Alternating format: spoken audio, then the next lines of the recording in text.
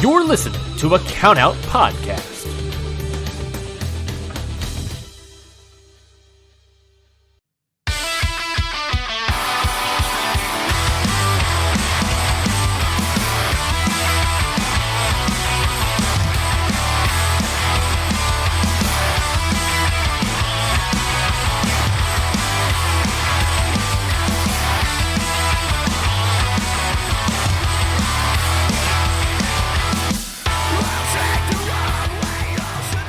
What it is, what's up, and welcome everybody to Faces and Feels Anything Goes.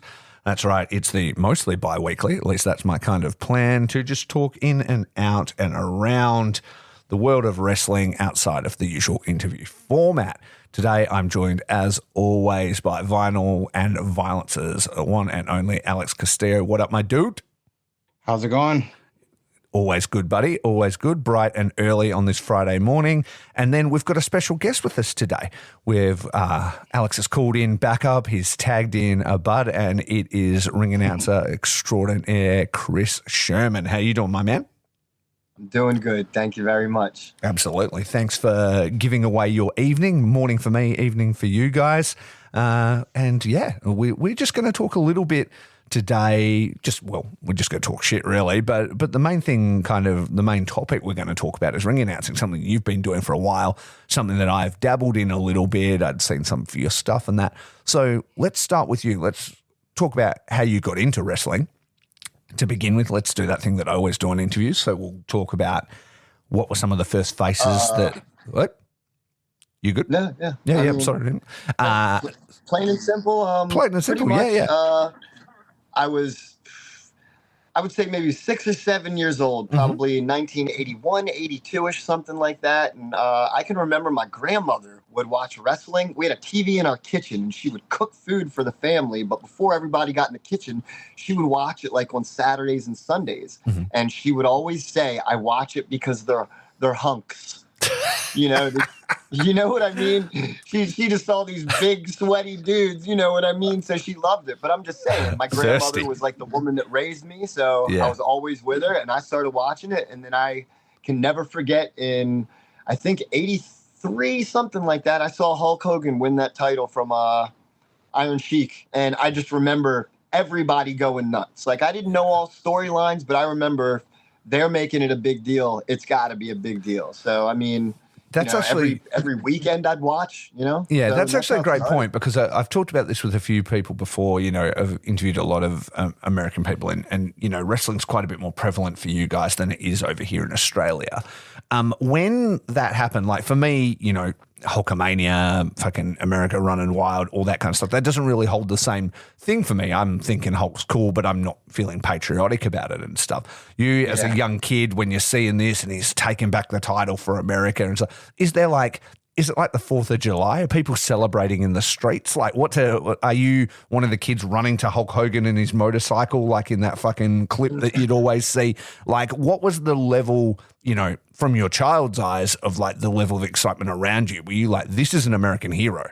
Like, I tell you what, Hulk got me hooked. And of course that Rick Derringer, I think that's who it did, that did the I Am a Real American song and everything. I mean, I think that got more people like American Hulked than anything else. I mean, you want to go a little political. I mean, I guess the Cold War, being the Sheik was where he was from, and the issues that were going on with America and Russia and, communist places those days. I mean, that I think was a big draw, but I mean, the Rocky movie also blew it up, when he played Thunder Lips. Yeah. So, exactly. But I'll say this, like, Hulk is what really got me hooked into wrestling. But then after that, it was like Hulk and Piper. And I mean, that's when I started like really, I don't even think I knew that I liked the heels as much as I did back then, because you're a kid. But when I look back at it, I mean, they were the ones that I gravitated. They had the best personalities, so. Well, isn't that what you said too, really Alex? Like your mum used to like all the heroes and stuff, so you were instantly drawn to like all the heels? She literally just like Goldberg. That's it. And you're like, I like everybody that fights Goldberg as a result. Yeah, and just at one by one, everyone just gets demolished. So I sit there crying as a kid. Oh, that is fucked. My mom listened to that podcast. I wasn't expecting it because I posted it on Facebook, and my mom has a Facebook and she never uses. She somehow saw that podcast and decided to listen to it. She shoots me a text and is like, I still love Goldberg. To this day? I didn't even know what she was talking about at first. And I was like, oh, you listened. That's so funny. So Chris, how did you then go from, being a fan of wrestling into being involved with it? I know for me, it kind of took most of my life. I'm in like my early 40s now. So it wasn't until I did podcasting and then an avenue sort of opened up for me to kind of be involved. So did you do any training or anything like that? Or was it sort of the same for you? You just sort of stumbled backwards into it later? No, I'll give you the shortened version of it. In around 2017, I'd just gotten out of the second rehab I'd ever been in. Won't go into the story. I'm doing great now, but I had a lot of issues that actually took me away from wrestling and my love of wrestling for years because, that stuff comes first. But yeah. I needed something this time around to kind of sit on my hands a little bit and take up some of my time. And that's when I started finding more indie stuff, and, the more and more I got into it, I actually met Alex. This was 2017. I got clean, but I met Alex in probably around 2018-ish, 19. Mm-hmm. That's when All In everything happened, the big explosion of, GCW happened and me and him going to GCW Voltage shows and, really just that beginning of kind of what you've seen in the last 5 years. Like all the super indie stuff that is the scene now. Yeah. Yeah. Mm-hmm. So in certain ways, I look back and was kind of like, I've never done anything in it. I wasted a lot of my life, when maybe I could have tried. And there's a small promotion that's around us an hour away called 1CW. And we were just going to some of their events. And the ring announcer wasn't really good. His suit was way too oversized. I just didn't think it looked the part, especially just everything I've seen. And I said to one of my friends who wrestles with them, I said, nothing on the guy that's doing it. I said, I could do a better job at that. I said, if you need something, you let me know. Guy called me up, the promoter, 2 days later and said, can you do it? And I was like, yeah. He said, we got an event 2 days later. Let's do it. I went out and bought a suit and note cards and a Sharpie and literally walked around that locker room with not knowing anybody, just saying, hey, who's who, and get in that ring and did it. And, I will say, I had a lot of people that I learned from and watched over the years that, gave me, not only the confidence to do it, but, I kind of mimicked all of them. I try to put a lot of all these people that I really liked over the years, into one and then just do it my style. And Absolutely. I don't know. The first time I did it, it just kind of came off. Yeah. I think it came off from the clips that I've seen. I thought you came off experienced and professional. And I think with anything when it comes to, even if you're not, experienced and you haven't been doing it for too long, I think confidence and projection can carry you a really long way when it comes to any kind of hosting gig. I've hosted a friend's wedding or whatever. I was the MC for it. And then I was, do other things or stuff. And it all just comes back to bands and doing those different things. It's about, if you don't really let them see you sweat and you project and you laugh at the audience and let them see who you are, it's all fine. And I know that feeling when you go to a show and you're like, everything they're doing here is really good, but there's a piece missing. And you're like, the person doing this particular role, I'm like, dude, this just isn't for you. And that's not that you shit person. It's not that you're anything. It's like you literally look uncomfortable doing it. And I don't think you're having a great time doing it and you're stuttering and you're dropping your cards. It's just, you're not a host. You know what I mean? And that can go on to affect the entire night. You know what I mean? The entire way the production is perceived comes back to that host in a way. You know what I mean? It's the linchpin. It makes it seem real. So it needs to be legit. So once you started that, did you start really getting the bug for it? How long ago was that? How long have you been doing this for now? That was maybe 2.5 years ago. Yeah, okay, so it has been a while. Back to one thing that you're just saying right now.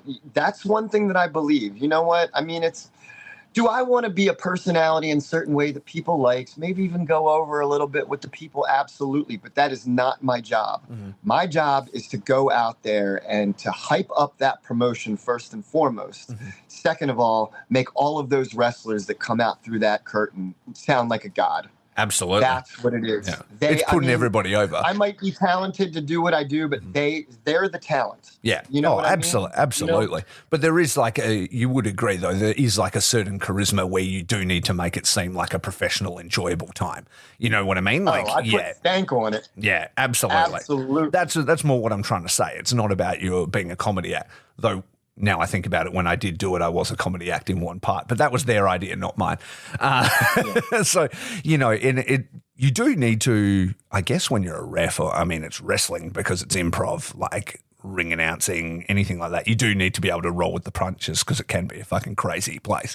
You know what I mean? And so it's been a couple of years now. And so how many places are you doing this for now? Because I know at least two of that, I think, but are you actually getting quite a few bookings? Or Steady, the one CW gig I've been doing, and I did the last two PORs, and it's funny. The first one that I did, they asked me because their regular guy didn't come. Second time, their regular guy did come, but we got to do it together. And you know what? I'm okay with that, you know? Mm-hmm. But I've also picked up, I'm doing my first one of this. It's called Underground Wrestling Federation. They are out of originally Yardley, Pennsylvania, but they're going to be running an event in Philly. So that's going to be fun to go up and do that. That's actually June 30th, this Sunday. Mm-hmm. Oh, that's really fun. That's awesome. And so from there, with the ring announcing thing, are there bigger goals for you, or do you think you would also branch into other areas? Like, have you ever tried commentary or anything like that, or is it like purely is ring announcing kind of the main focus? Again, there's always that one time where somebody doesn't show up, you know? So I actually did commentary for 1CW one time, and my promoters came back and they were with positive. I mean, I just think it feels like, you know, when you're doing it, you definitely you have to have a good IQ of obviously what the names of moves are. You know, you don't want to be stuttering around this and that. And I'm pretty quick on that. But also when it comes to IQ, I think just having, you know, knowledge as to how things work, you know, I mean, knowing it's an elimination match and making sure you're telling your people that are viewing you, let's say there's 4 people in it, you know, why did that guy get pinned and why didn't, you know, the little reminders, the little subtleties to remind them if they're just for some reason turning on, wow, this is what's going on right now. Sure. So. Absolutely. Alex, from the outside, just want to get your observation as well. So as somebody that hasn't done ring announcing, but does go to like a lot of shows, is that something that you had ever picked up on? You know, the level of professionalism or projection and stuff like from a ring announcer and how it affects your enjoyment of a show? Yeah, I mean, every part of the show, in my opinion, has to be at least somewhat professional. Yeah, like at a level. Absolutely. You know, I agree with Chris when we started going to 1CW. He had gone a few more times than I had, but you know, you could just tell the ring announcing, it was something that somebody was doing for fun and not loving to do, I guess, if that's makes sense. Sure, just like helping out, liked being a part of it, but not like actively crafting the, you know, or even like knowing the talent whatsoever. Yeah, Rob was just helping out. I mean, and I don't mean like that, but I mean, he'll do this guy Rob that was doing it. He'll do anything for 1CW, and you know, that's great. He runs the hard cam now, so you know, I'm just saying he was doing his duty for his promo. Not stabbing anybody or anything. Exactly right. He was jumping in and taking care of it, but he wasn't like somebody who's like, I want to be a ring announcer. I want to develop this and know these people and stuff like that.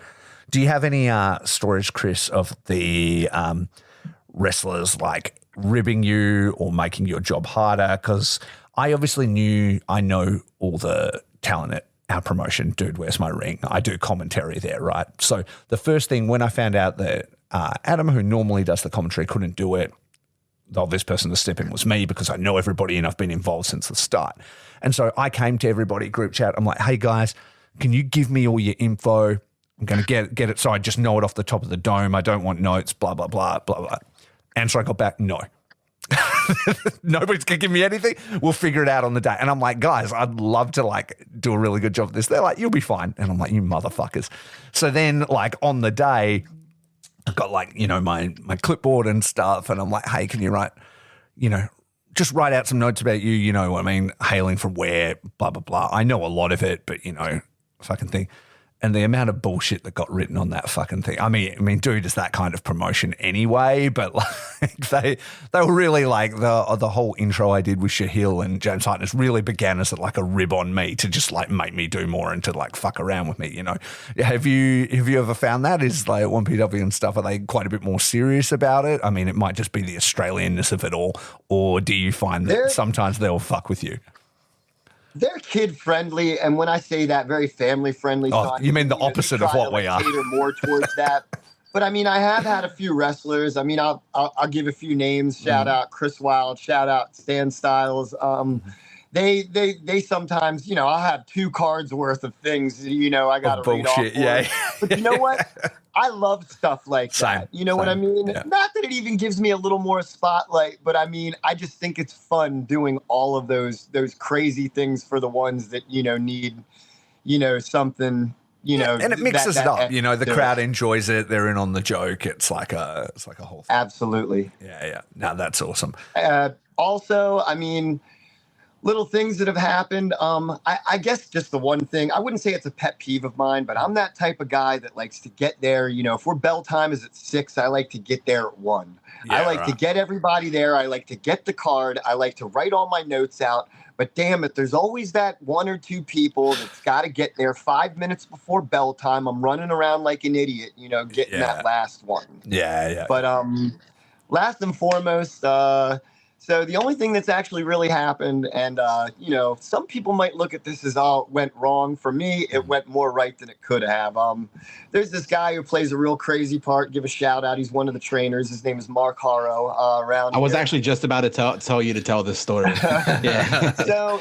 So they'd kind of been like that tag team. They're called the Horribles. His name's Mark Harrow. So they're these crazy guys, the Horribles. So they've been doing this thing where, you know, they kind of, you know, grab my suit, they rough me up a little bit. Sure. I'm not supposed to look them directly in the eye type thing. Yeah. You know, reminds me of Minoru Suzuki and, you know, how Kevin Kelly used to be. Don't look directly in his eyes. Yeah. Like, intimidated. But this one particular time they said, you know, we're gonna do something this time, and, you know, we want you to get involved in it, and it's gonna look good for you, but blah blah blah blah blah. So the gimmick was they were supposed to hit the promoter with a chain around the dude's hand, hit him with the chain. Sure. And at that moment, it's supposed to be the ring announcer's like, I'm tired of this shit. I'm stepping in. Yeah. So I step in front of the punch. I'm supposed to take the bump. You know, I trust the bump. It's whatever. Yeah. But the chain that was hanging ended up clipping up and cutting me on the top of my head. Well, we're like a no blood thing too, so it's kind of like any wrestler gets busted open and bleeded, you got to take it home type thing. You know what I mean? Yeah. So I'm laying on the ground and whatnot, and they can see I'm bleeding. I don't know I'm bleeding yet. And, you know, one of the wrestlers looks like he's kicking me, and then he kind of leans down. He's like, "You okay? You're bleeding?" And I just kind of look up, and I'm like, "Kick me out of the fucking ring." You know what I mean? Like, I need to get out of here. Make this, sell this. You know what I mean? If I'm gonna bleed for the fucking promotion, at least make it a fucking, you know, a spot. And that was the thing, being a deathmatch guy. Like I said, I thought it was cool taking a bump. I was like, you know, I bled inadvertently. Oh, that's a bucket dope. list. Yeah, absolutely. You know? Yeah, hard way. Yeah, that's sick. That's really funny. I haven't had to. Actually, no. I was going to say I haven't had to do anything physical in wrestling. And technically I haven't in the wrestling promotion, though I did host a wrestling quiz night called WrestleBrania. They tour around Australia. And that's a great name. Yeah, I know. It's really fun. It's like wrestling themed quiz and stuff, and they come with the Fringe Festival and things like that. And I hosted this one, and the conclusion of the show, do you guys know who Damian Slater is? No. So he's one of the members of TMDK. He was the Australian representative in the WWE Cruiserweight Classic, you know, that they had on NXT. Well, anyway, so he's on the panel as well. And the whole thing is he's one side of kind of the panel, and the other side is Harry from Survivor, who's also a wrestler in Perth, but he was like on Australian Survivor. and they've kind of got a bit of a back and forth, right? And the whole thing's a work, like obviously it's wrestling. But at the end of the quiz, there's going to be a bit of an angle where they have a confrontation. Anyway, it ends up so I am, as the host of the thing, I'm sort of like digging at Damian Slater like the whole time. You know what I mean? I'm like, oh yeah.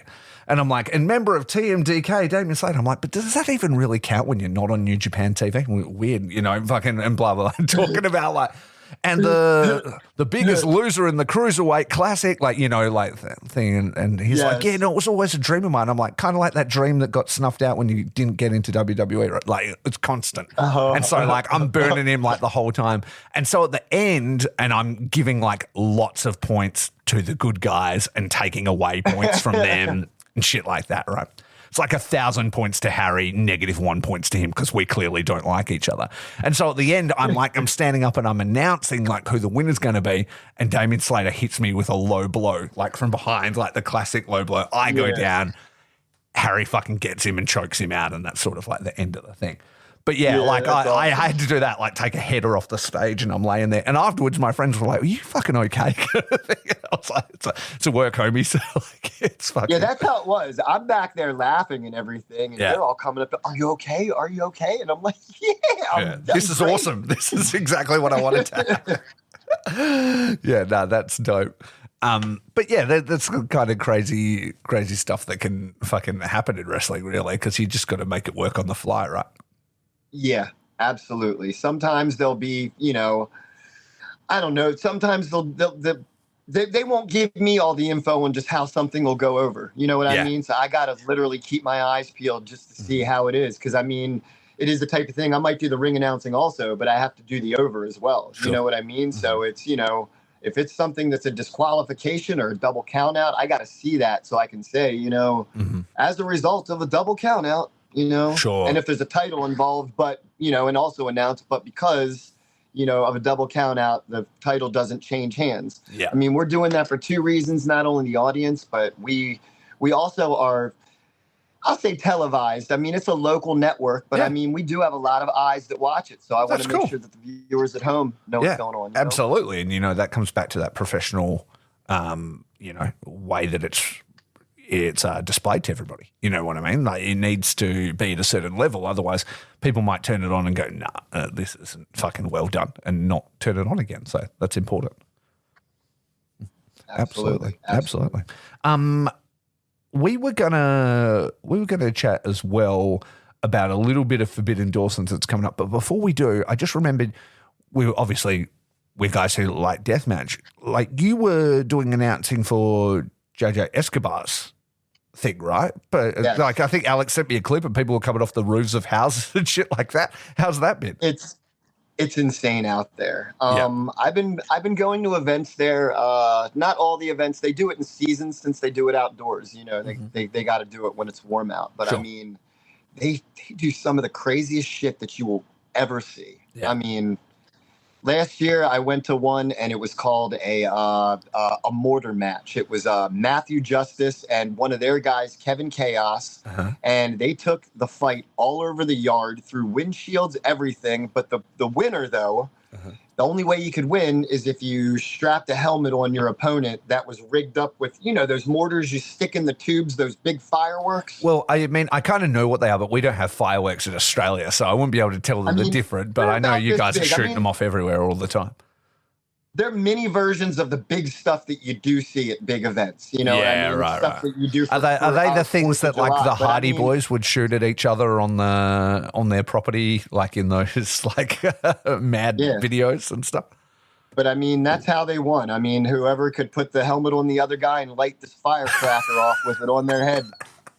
I mean, that's so funny.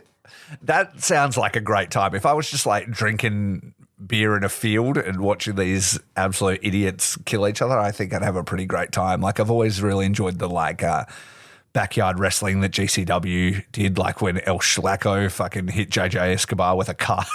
Like all this stuff. Yeah. It's crazy. Exactly. And things that are funny about it too is, I mean, you do get people, you got to think where they're doing it at too is in a place called Timberville, Virginia, which is way out of where I would say not the mecca of independent wrestling, but definitely everything kind of happens in that Philly, South Jersey area. Mm-hmm. Here, I mean, it's all over the country, but it is a hot spot, Jersey. Mm-hmm.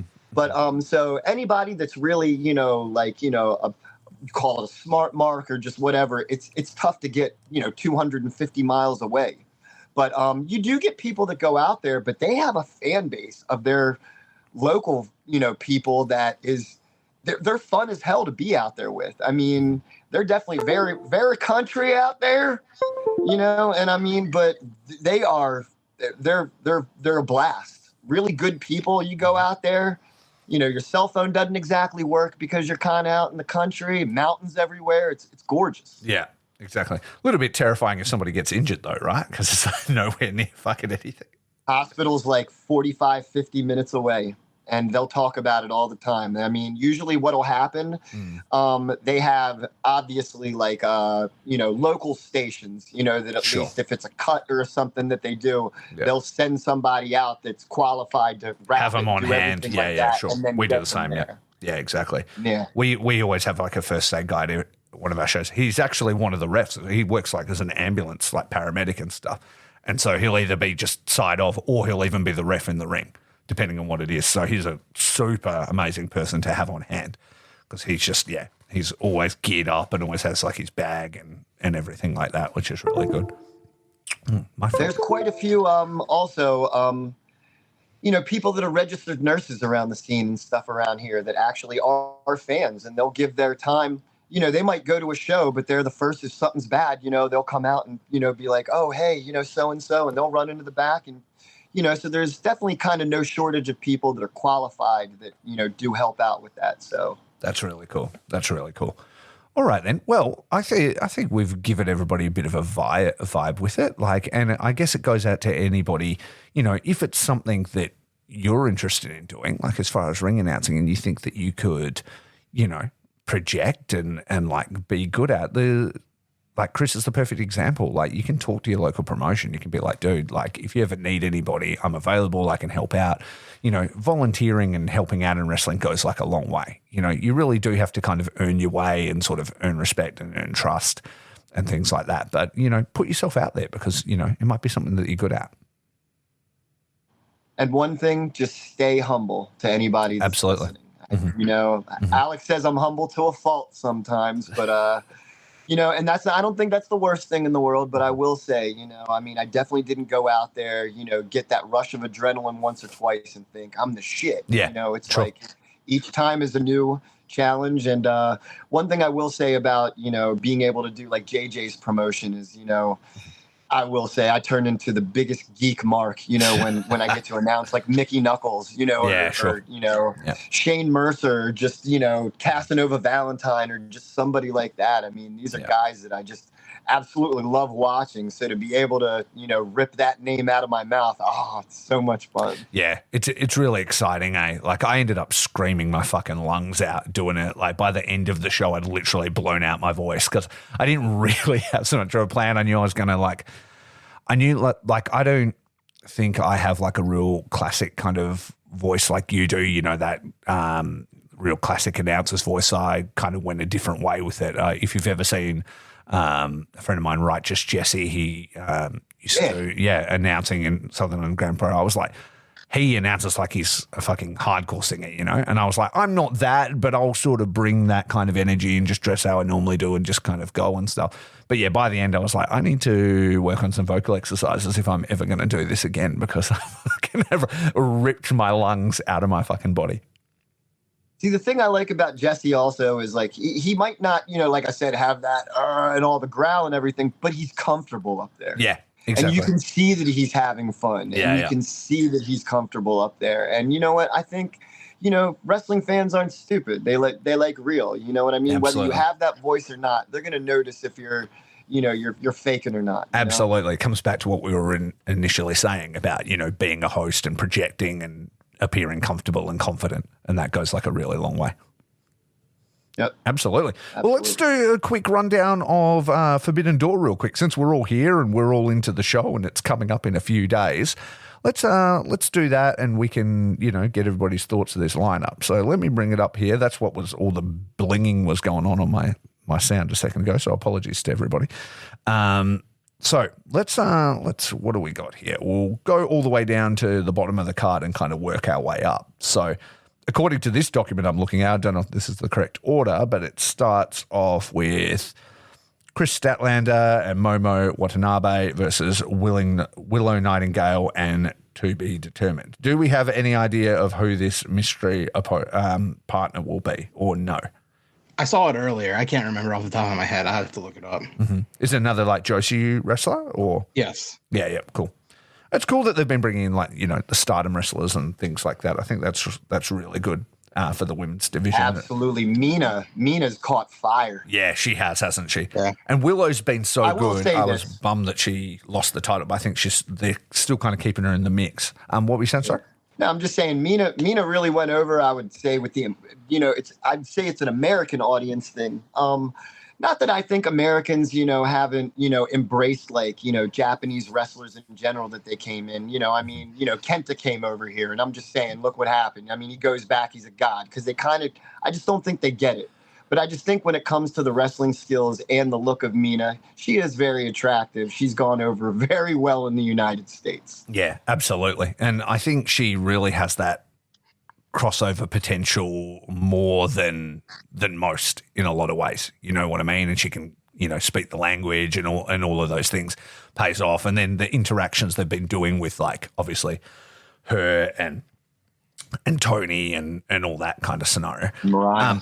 Yeah, Mariah. That's right. Next up is the Young Bucks and Okada versus the Acclaimed and Tanahashi. How you guys been liking the new Elite, Young Bucks and Okada and Jack Perry? Go ahead, Alex.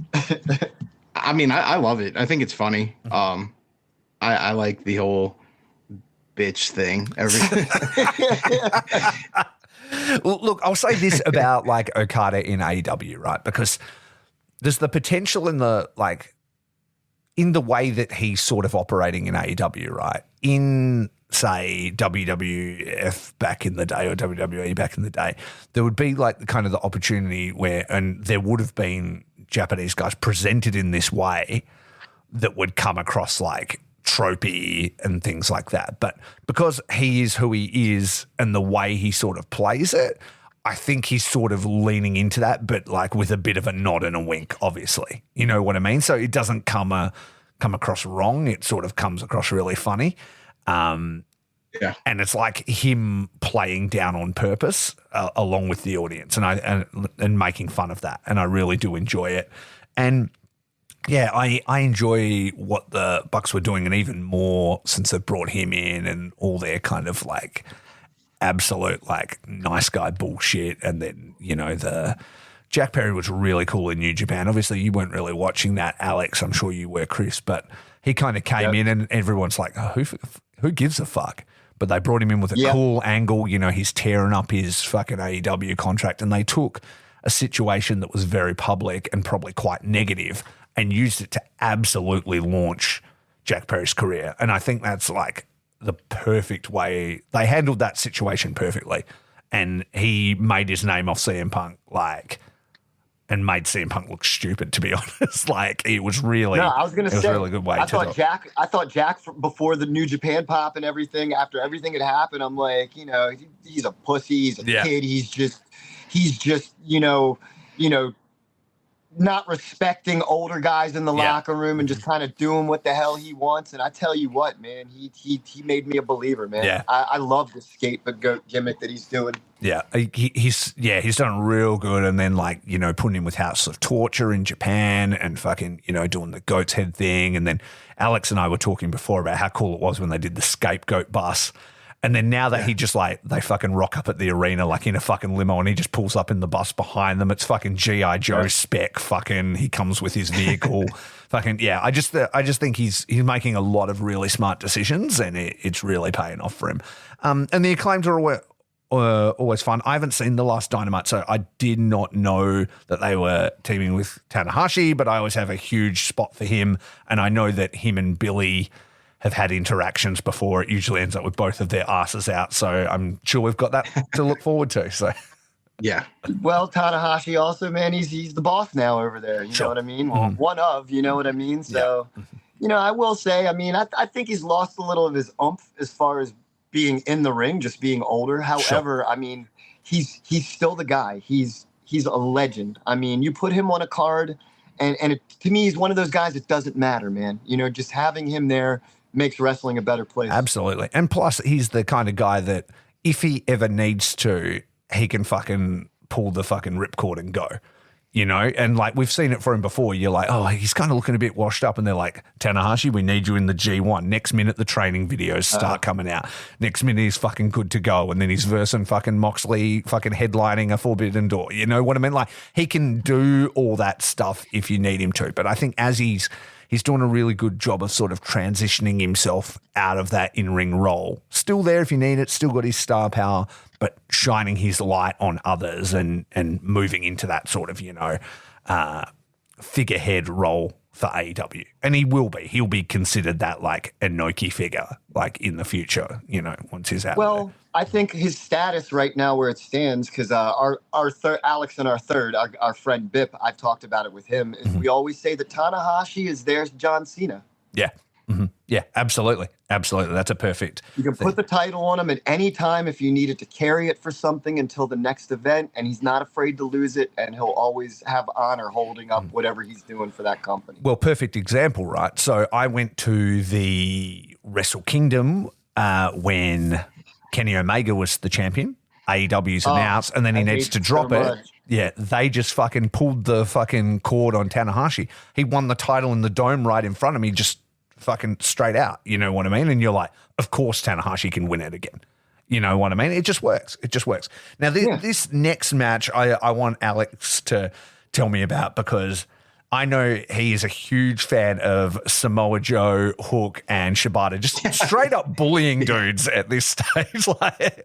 like I've been enjoying it too, but they are just them absolute menaces, fucking with the premier athletes, and now they're gonna be facing off with the Learning Tree, Chris Jericho, and Big Bill. And I'm surprised it says "and to be determined" here. You would think it would be the Bounty Hunter. So what's going on there? What do I not know? Oh, it is Forbidden Door, so surely it's a New Japan guy, right? I was going to say real quick, weren't they shooting an angle of some kind that they were going to have Minoru Suzuki? And Suzuki shot a promo back on the thing that said, basically he said, I'm going to bring this one guy, telling him and whatnot. And then Suzuki came up on the monitor and he basically in Japanese, while it's translated, said, I'm getting back to you to let you know that I don't want to be wrestling with you. I want to wrestle you. Oh, Chris Jericho. Yeah. Yes. Oh, okay. See, I haven't seen this episode. This match, or is it going to be Jericho and Suzuki? Oh, I don't know. Well, I have no idea. So I would be happy with either scenario. So that happened last night. Yeah. Okay. Like, what are they going to do with that, Alex? I have no clue. Are they maybe going to do like Suzuki and like Jericho, maybe, on what's it called, Saturday night? And then they're going to do the match that you're projecting, you think? Or because they could maybe do like a collision match between them, and then he earns his respect, and then they team together the next night or something. Well, little things that I've seen that I've not necessarily seen on the card is everybody who's everybody this time around from New Japan is here. I mean, you've got Teton, you've got, Takahashi. Yeah. You also have, Orange Cassidy came out and was about to get, jumped, and Stone Pitbull came out. Yeah. So it's like, I'm not saying I necessarily saw them all on this card, but I'm just saying, they're all here. Yeah, that's cool. Well, what's next? Next is MJF versus, how do I say the name? Haitian Cero? Who I'm not really familiar with. Again, I should have fucking watched this Dynamite, because apparently everything was fucking popping off. Tell me a little bit about this. Do you guys know this match? Because where I was sort of up to, MJF was just fighting Roosh all the time. Yeah, I don't know much about this one. Yeah. I don't know. I'm not familiar with that company, unfortunately. Or that wrestler. He looks cool. I do watch CMLL, like not a lot, but I know enough about some people. I think it's Hechicero. Yeah, I can't even remember how it's. Yeah. He's one of the older guys. Like, I mean, I'm not saying like a La Mascara or something like that. Yeah. He's been around for a very, very long time. And Veteran, yeah. it's not, I'm wondering what the angle, though, that they are shooting on this. I mean, I'm not saying I expected maybe a little more of a bigger match for MJF, but, I don't necessarily understand, what it is. Yeah, exactly. I guess maybe just because he's a legend there and MJF here and it's Forbidden Door, they're going to do something that might not necessarily appeal to us to understand. Yeah. But I'll bet you they have maybe an audience. They've been doing a lot of work with CMLL that they're trying to get them more on board. Sure. That's probably what it is, and also exposing him to that market and things like that. So absolutely. That's probably it. Next up's one of my favorites, ZSJ, and he's going to be wrestling Orange Cassidy. I was really pumped to see clips from Dynamite, to see Robbie Eagles on AEW TV. He's a bud of mine and a hugely talented wrestler that I would love to see more of in like AEW. Obviously, he had a title match on Ring of Honor with Claudio, Alex's favorite wrestler, Claudio, my least favorite. I've been watching Robbie Eagles since the goggles on the top of the head. Yeah, absolutely. I think this will be good. I think their characters will work really well against each other, and I'm sure we'll see lots of we'll see TMDK around the ring and things like that. So there'll be stuff going on. It'll be fun. That's your squad, huh? You like some TMDK? Hell yeah, man. They originated in Perth. They're fucking. I could tell almost. It wasn't the exact music, but your music that you use to start your show has that TMDK vibe to it. It does have a little bit. Yeah, it's a little bit screamy. That's a band that me and a bud did called the Thunder Vipers. Yeah. I was gonna say you're in that band, right? That was something exactly. you did. Yeah, that's exactly. awesome. Yeah. Mm-hmm. We only ever did like me and the guitarist wrote heaps of songs, but we're all grown men and with responsibilities and things like that, so it's sort of been on ice. But yeah, we actually had a pretty prolific catalog that we never did anything with. Next up, I'm actually fucking so pumped to see this has been announced. Owen Hart Foundation tournament first round match. The American Dragon, Bryan Danielson, versus the Japanese Dragon, Shingo Takagi. This is a match that I've been fucking calling for forever. Like since, the Forbidden Door started and since Danielson returned and stuff. Dragon versus Dragon is something I've wanted to see. And I got to tell you guys, you probably haven't listened to the episode, but on the Ichiban Sweetcast this week, we did our best case, worst case of booking the G1 Climax leading up to Wrestle Kingdom. And we kind of, did our sort of best case to be Zach and blah, blah, blah. Curtis, my co-host, is not a huge fan of Moxley having the New Japan world title. And all our scenarios were based around Naito winning back that title, right? And then going into G1 and then lean to it. And I kind of got him quite fucking hot to the point where he stormed off the podcast and had to come back later. But I was like, what if Naito doesn't win the title back? And he's like, what do you fucking mean? And I'm like, well, if he doesn't win the title back, that means Moxley's the champion. Moxley's not necessarily in G1.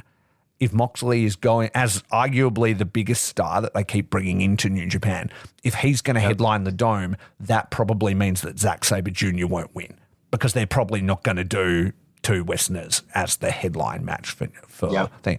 And then the scenario that I laid out was Shingo winning. And then Curtis, so that'd actually be sick, especially if he beat Danielson, then he wins the G1, and then fucking it leads to a title match, the Dragon versus fucking, Moxley in Japan. Shingo takes out BCC on the way to Moxley. Exactly. And fucking it writes itself. Choice. I mean, the dude's got a fucking move, like a finishing move called Made in Japan, you know what I mean? The fucking, and brings the title back to Japan. Is this the beginning of that? You know what I mean? Are we seeing fucking, breadcrumbs here that Shingo could actually be even if Naito does win it back, are we seeing the beginnings of the Shingo run? A little feud in LIJ. Yeah, because you would argue, and as a New Japan fan as well, Shingo's probably the best wrestler in Japan right now. Like in New Japan, easily. He always delivers with everybody. So is this the beginnings, this match right now, and Danielson has no problem putting people over? Are we about to see the fucking fire get lit under Shingo as he heads back for another title run? He held it great during COVID and everything like that. They just pulled the cord on him and set him loose because they could rely on him. There's a real chance that they might go, you know what, Okada's gone, fucking Ospreay's gone, New Japan's built around headline bangers. We need to have our title on a fucking champion that can always go and always deliver. Maybe they just fucking rely on Shingo. You know, he's in his prime now. You don't want to leave it too long because, you know, he is going to get older and stuff. Maybe it's the time to fucking light him up and really get behind him. I would be willing to say when it comes to Shingo Takagi, well, I mean, not that things have changed hands a lot in the last years. He's gotten that title, though, correct?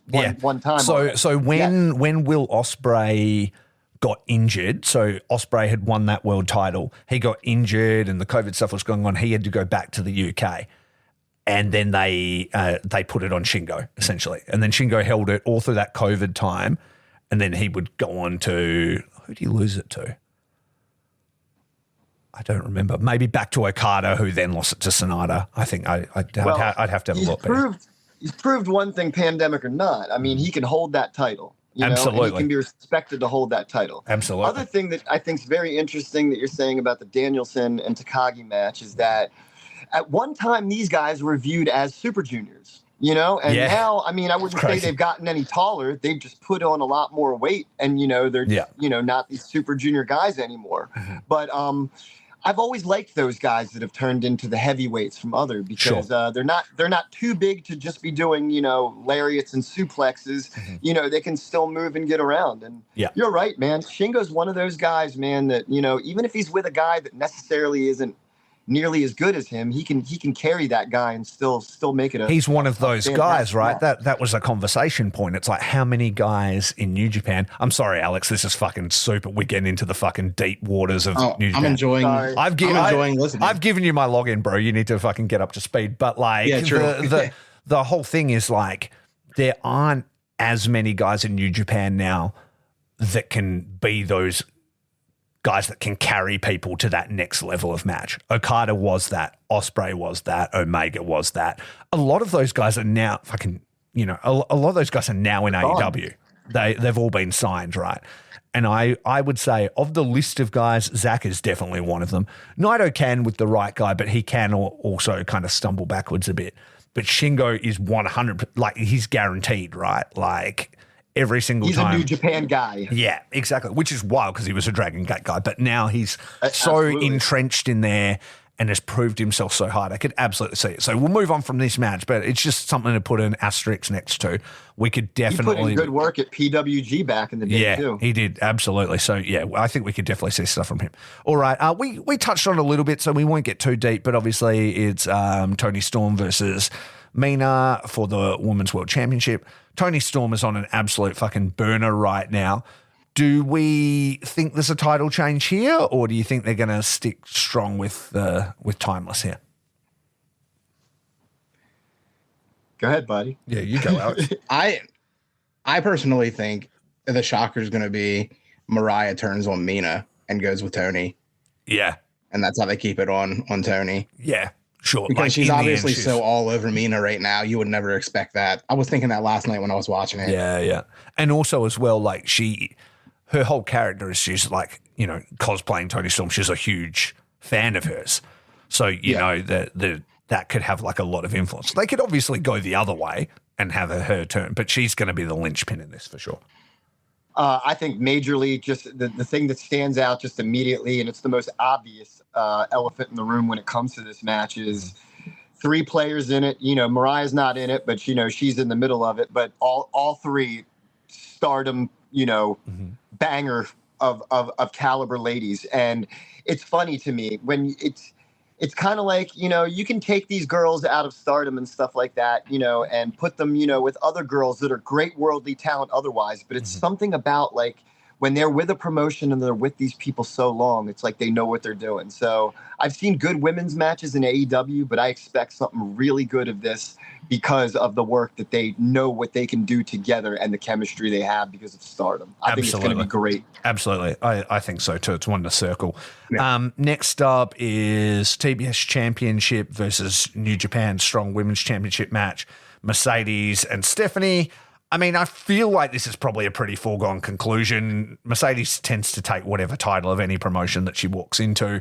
And also, I mean, like she said, I mean, she says it in her promos, that title was meant for her. It was literally fucking invented for her, that New Japan Women's title. You know what I mean? So I think Stephanie has done really good work and they've done a really good job highlighting her. But I mean, at the end of the day, the place it probably belongs is with Mercedes and keeping an eye on both, you know, the TBS Championship and the New Japan Women's Championship as well.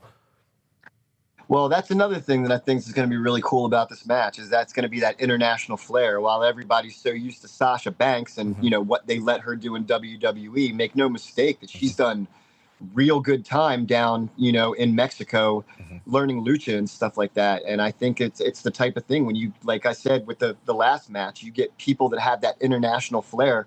I think you see a little something different from, I think we're going to see a little bit of a different in style on Mercedes Moné than maybe what people are used to, you know? Yeah, absolutely.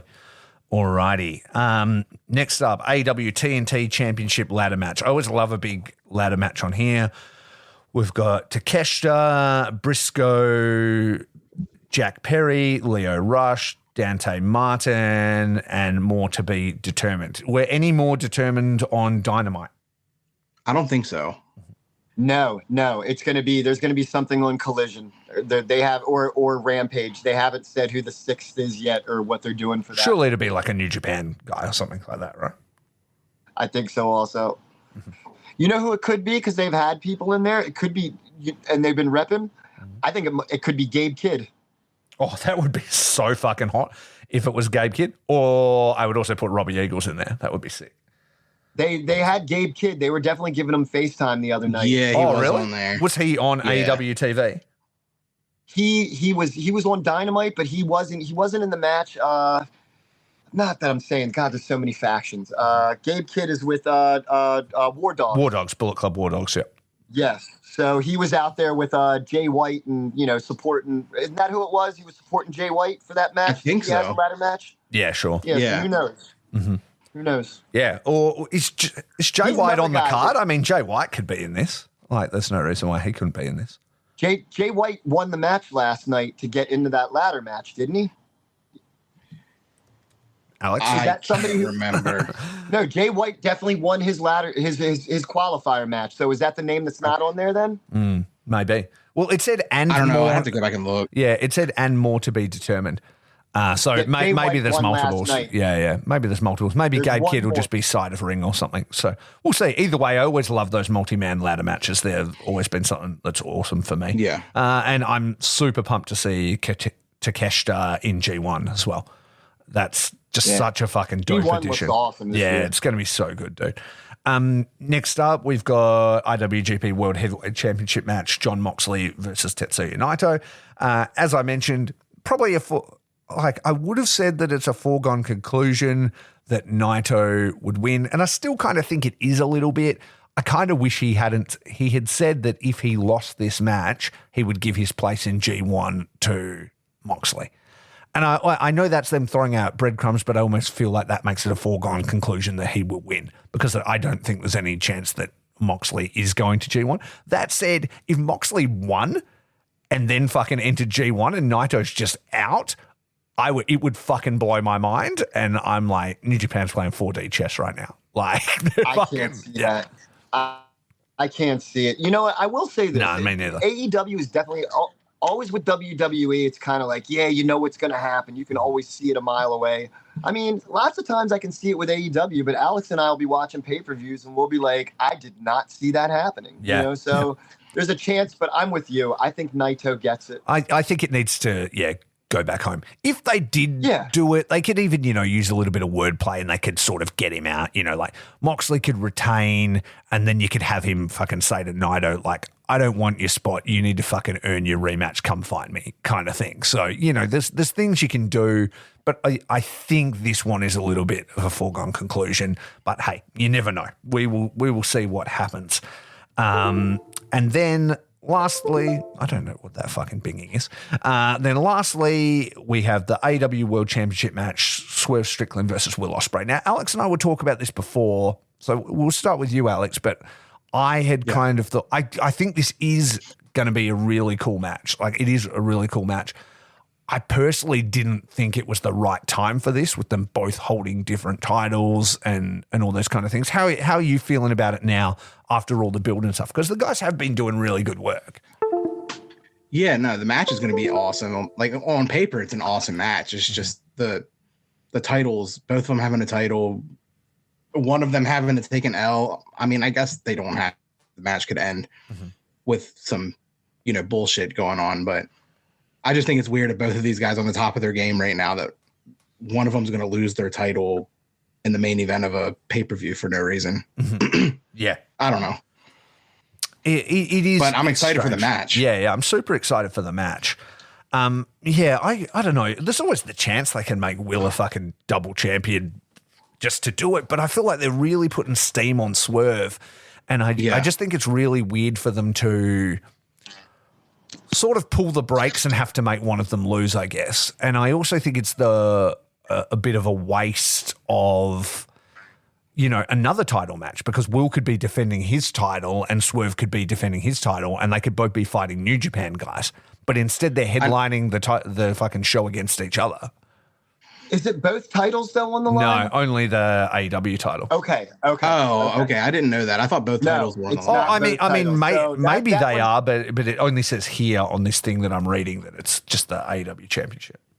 Okay. I think Swerve's going to win this, and the reason why I think it's going, but here's what I think. I think the Don Callis family is going to fuck him so he can go on his own. Yeah, okay. Yeah. They got fuck And the him only over, reason I say that also is because, you know what? Swerve's gone way over because he should go over, but also organically. Yeah. The crowd's behind him. His character is. And how many title defenses has he had now since World's End? Not World's End. A couple. Yeah. So, I mean, I think he keeps it good for business. You know what I mean? And I think that, though, if he's going to do it, you're going to have to do something to protect Will Ospreay. Because you know what? You can say anything you want. It's just like I thought about Omega, in 2020, 2019, 18. Best wrestler on the planet. Sure. Things move in waves. But right now, Will Ospreay, to me, best wrestler on the planet. Absolutely. I mean, they've been dropping those breadcrumbs for a while. Will saying stuff, and then it shows like the fucking family discontent, with shit he's saying, upset about it backstage. Like, you don't say that shit and blah, blah, blah. So there's definite signs there. Do you see them fucking Will over and like Swerve kind of heel turn, or do you think it's like they fuck over Will because they want to ruin his shit, but then him and Swerve sort of end up kind of helping each other and shaking hands at the end, that sort of vibe? Like, because they're all, I was saying to Alex, I'm like, they are kind of both baby faces at the moment, so it's even weird them versing each other at all, Yeah, no, I think that makes sense. I never really thought of what you said about the the Don Callis family, like screwing him over, but I could totally see that happen. And the only other thing that I could see happening is MJF getting involved because of what happened on last night. What happened? I know he hasn't seen it yet. Yeah. No, that's cool. You can tell me. What happened? Yeah. So what happened? Will Ospreay or MJF is in the ring with Daniel Garcia. Yeah. And MJF offers Daniel Garcia a match at was it Wembley? Yeah, Wembley. Mm-hmm. Yeah, and Daniel Garcia is freaking out. Oh, awesome! This is the best opportunity I've ever had in my life. And then Ospreay comes out and offers Daniel Garcia a title shot next week once he has the title or whatever. Sure. And MJF is just kind of standing in the corner, pissed off, like, I can't believe he just came out on stage to me. Yeah, he's just so pissed off, and he's like, I cannot believe it. Then he walks out, and he's mad. Daniel Garcia turns around and goes, "Oh, thank you so much." And MJF's like, "No, focus on the opportunity you just got. It's cool," and just walks it kind of walks out, but MJF is mad at Will Ospreay now too. So, well, I will say this: when we're looking at that match that MJF is supposed to have, and people are kind of wondering, like, what's the angle? You'd think it'd be a little something bigger for this event. I think that could make perfect sense at the very end of it, you know, for MJF, you know, maybe to come out, because I'll say this right now. I'll say, as I said, Will Ospreay, best wrestler in the world, and I definitely think that he's got the full package. But when it comes to those mic skills and also being a really good wrestler, so is MJF. So I think that people, when they went face to face, I think it was the week before or something like that. You know, did you see that, Alex? Yeah. Yeah, I mean, everybody was, you know, holy shit. I mean, that's a match that people want now that Ospreay is there. You know, you got, you know, two of the best, you could argue maybe the two best wrestlers in the world when it comes to just the full package of on the mic skills, wrestling, everything. We want it. You know what I mean? I think as well, like a lot of people do forget like how athletic MJF is. You know what I mean? Because it's not normally his style, but he can really do some crazy stuff. And I think him and Ospreay together, there would easily be like, you could see people being like, that was the match that launched MJF into the next fucking level, you know, if there even is a higher level. But I think that would start getting him into that best in the world conversation when you see that level of athleticism out of him. I think the only thing that's held MJF back is the way they've had to play him, and the fact that not even his attitude, but, you know, I'm only going to wrestle the pay-per-view. I'm only, you know, they Brock Lesnar'd him, you know. Yeah, sure. But I will say this. You didn't necessarily have to Brock Lesnar. You know, at a lot of times that was just him being the multi-mogul that he was. But the way that they did MJF was super smart. Yeah. I even say to Alex, you know, so many guys must respect him in those locker rooms that they know what he's really like off the cameras, but nobody was willing in 3 or 4 years to put out an interview and say, oh, MJF is really this good guy or anything like that. They're like, this is too good not to spill the beans completely. Yeah, to keep it like totally kayfabe. Absolutely. Oh, yeah. Yeah. Oh, well, either way, it's coming now, and I think it's going to be a really fun show. Like, you know, there was initially concern from people, like, does it have as much to fucking offer, you know, now that like Okada and Ospreay and stuff have been signed? But I think it does. I think this is going to be a really fun show. The last pay-per-view that AEW did was really good, and same from New Japan. So I will say, though, that like reading through it now, there aren't fucking heaps of New Japan matches on it now that I actually go through. You know, there's a few here. It's like, so Swerve Strickland and Will Ospreay. Obviously, Will was New Japan, but he's not anymore. Naito and Moxley, yes. Technically, there isn't a AEW representative a New Japan representative in the TNT ladder match. I mean, Jack Perry wrestles there. Jay White has, but yeah, not yet. Stephanie Vakua is the New Japan title holder, but she's not really a New Japan wrestler. Tony and Mina, again, Mina is not New Japan, but she is Stardom. Danielson and Shingo is a big one. Zack Sabre is a big one. The MJF match is CMLL. And then, we're going to see what happens with these other ones. But you know what I mean? Like, it's not a super heavily New Japan featured show. As it has been in the past. It's Forbidden Door, though. Yeah, That's what they're trying to do, you know? I mean, and I can appreciate that. Yeah. I will say, because of the ties that New Japan presents with definitely Stardom being a sister company. Sure. And CMLL also. I mean, that's where I guess the angle is really going. Plus, you have these guys that just left. Will Ospreay might be AEW, but he's always going to. Everybody still considers him. Yeah, exactly right. And I'm sure Okada, we will see. Okada's still not AEW to me. He's got a contract out here. That's a good point. And like you said, I think we'll see more dudes in people's corners and stuff as well. Like Orange Cassidy will probably come out, and like Ishii will be with him and shit like that. And Zack Sabre Jr. will have the TMDK guys. So I think it will feel more New Japan-y by the time it's done. Anyway, I got to go to work. So I'm going to need to wrap this on up. Thank you guys for your time. It was really nice to meet you, Chris, Alex. It's always a pleasure.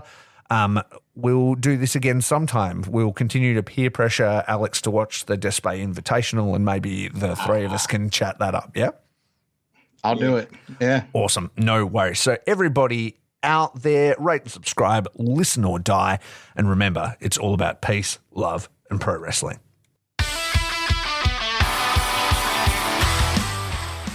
Thanks for listening. Faces and Feels is a proud member of the Count Out Podcasting Network. It is created and hosted by me, Rafe Houston, edited by myself and the amazing Ryan Nietzsche, and the show is available on all good podcast platforms, so please go rate and subscribe. You can follow the show everywhere on social media, Instagram, Twitter, Facebook, etc. at Faces Feels Cast, and you can check out the Count Out Network and all our sister shows over there at Count Out Pod. If you'd like to book me for commentary, have an interview request, a topic suggestion, or you just want to say hi, you can email us at facesandfeels@gmail.com. With all that said, thanks for listening, and please support our friends and sponsors. Peace.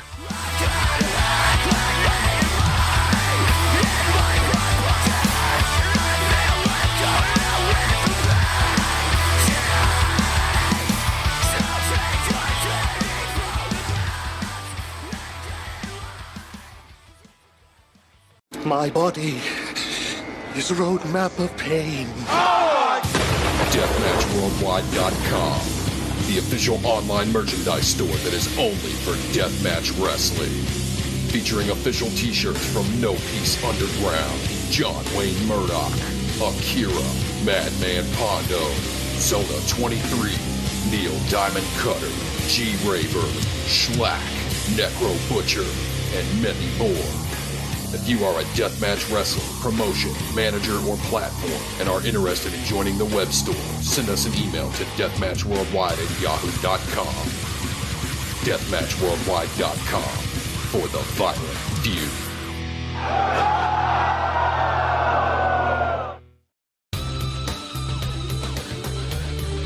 This has been a Count Out Podcast. Ring Post Radio is the only show hosted by Ryan Knightsey and Scotty Edwards that talks about the entire world of professional wrestling. With new episodes coming out every Sunday, there is absolutely no reason to not listen to real, honest wrestling opinions from two crazy maniacs. Have a hot boy summer and listen along to Ring Post Radio every Sunday on the Count Out Network.